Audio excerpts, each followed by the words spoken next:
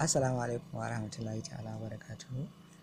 Barka da sake kasancewa da ku a daidai wannan lokaci. Ina fatan kowa yana cikin ƙoshin lafiya. A yau darasinmu na yau za mu nuna muku yadda ka daina wahala wajen sanya kati sai ka tsaya ka danna lambobi. Yau insha Allah za mu nuna muku yadda da kyamarar wanka kawai za ka shiga wani application ka ɗora katin ka cikin ɗan minti kaɗan ya shiga ka wuce gurin ba sai ka tsaya ka danna lambobi ba. To da Allah idan yau ne dai farkon zuwan ka wannan tasha ta mai albarka ka dore kai mana subscribing don mu samu damar sanar da kai dukkanin shirye-shiryen irin waɗannan da zarar mun ɗora. Yanzu dai mu tafi cikin shirin gadan-gadan. Ok, za ka shiga cikin Play Store naka misali. To ga Play Store nawa su ne clicking ɗin shi haka.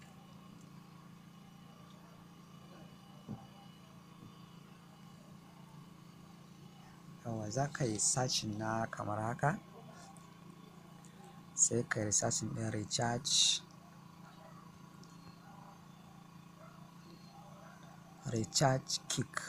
Recharge King.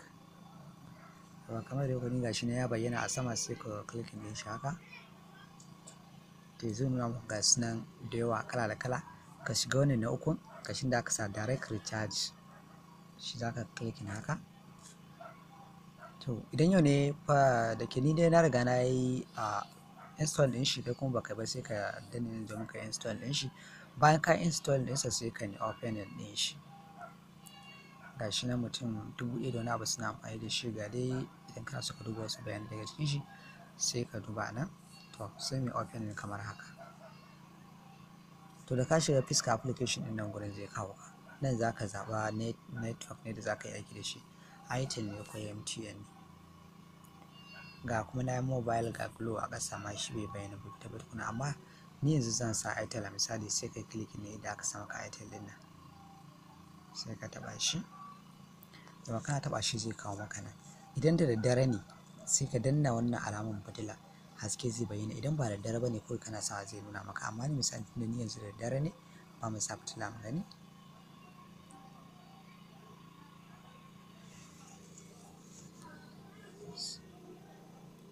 Sai ka haska wannan lambobin sosai su fita.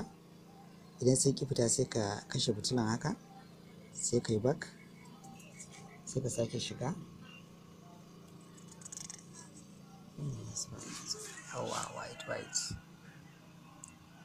Yawa kuma kamar yanzu haka wani lambobi da na sa gashi sun fita ma'ana sai ka yi dialing haka, dialing now. Lambobi sun bayyana a nan. To kawai sai ka yi wannan clicking haka. Sai ka zaɓa Airtel ɗinka gashi. Domin katin na successful ya shiga ba tare da na sha wahala ba. To insha Allah wannan hanya za ta taimaka mana wajen samun sauƙi da charging card ba tare da ka sha wani matsala ko wani damuwa ba. Kai mana subscribing idan yau ne farkon zuwan ka domin mu dinga sanar da kai abubuwa makamantan waɗannan da wuri. Mun gode.